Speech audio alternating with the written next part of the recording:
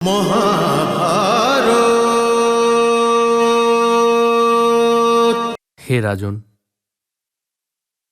আয়ুর্বেদ শাস্ত্র বলে যদি কোনো অঙ্গ কষ্ট দিয়ে থাকে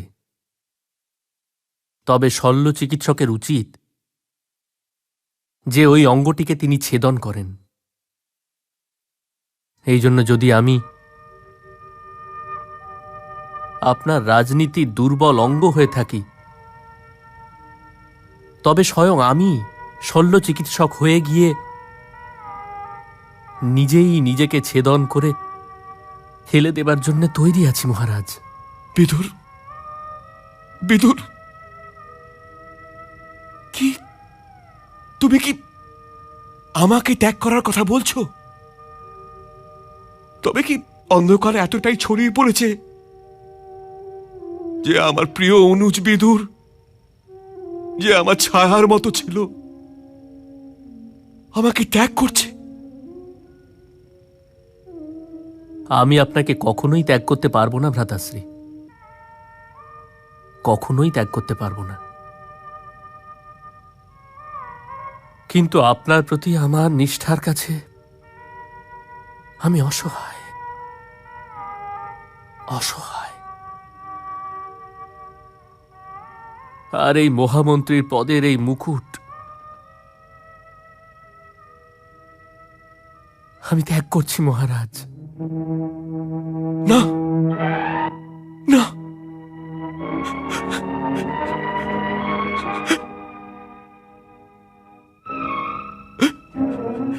অর্থাৎ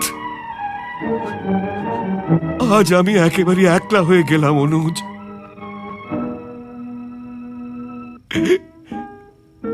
একেবারে একলা হয়ে গেলাম। তোমার বাক্য আমার কঠোর মনে হতো,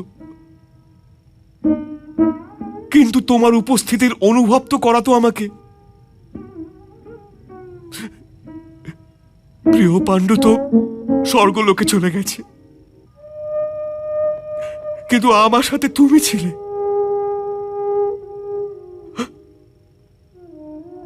আর এখন তুমিও আমাকে এই কক্ষে যুদ্ধের ভয়ানক পরিণামের সাথে একলা ছেড়ে চলে যাবে।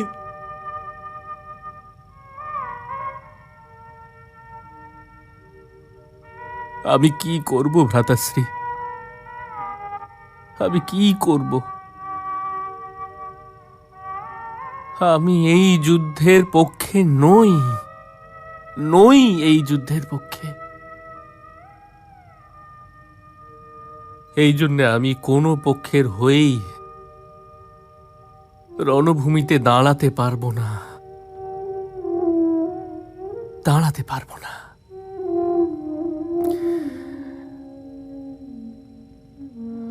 আমি আমার ভবনে ফিরে যাচ্ছি, আর ভবনের দ্বার বন্ধ করে বসে থাকব। শূন্য মস্তকে যেও না অনুজ।